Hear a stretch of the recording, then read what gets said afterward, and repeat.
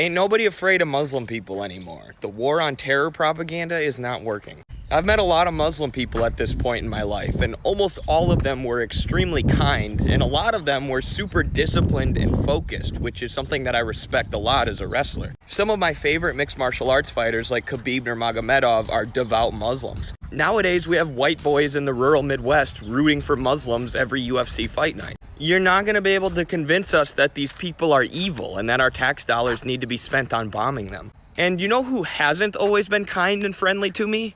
Israelis, Zionists. I talked to some members of the IDF on Zoom. It took them about 5 minutes to start saying all Muslim people are terrorists. And to be clear, I'm not talking about Jewish people. I'm talking about supporters of the state of Israel, who, with their violent, unhinged, and rude behavior, are turning more and more people away from their cause, away from Zionism. Meanwhile, Muslim people with kindness and friendship are bringing more people towards the cause of Palestine. There were a bunch of students at the student protests recently who converted to Islam. And the mainstream media was like, look at this, see, America's being taken over by Muslims. Now I'm like, I don't blame those kids for converting to Islam at all. The Muslim students were probably super nice and super awesome and super welcoming. And they're like, hey, I'm gonna side with these guys against the mostly secular genocidal monsters that we're protesting against. Shout out to all the Muslims.